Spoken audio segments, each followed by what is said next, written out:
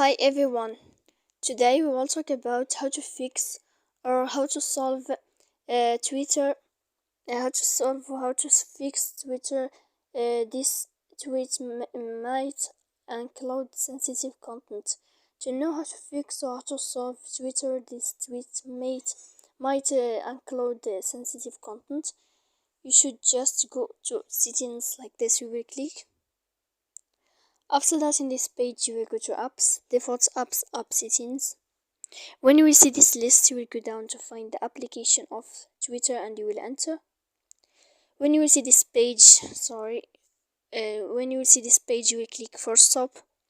Then you will enter to storage. After that, you will go to click clear cache. Then you will go to click clear data. And after all that, you can turn off your Wi-Fi. So please don't forget to support us by like and subscribe. See you next time.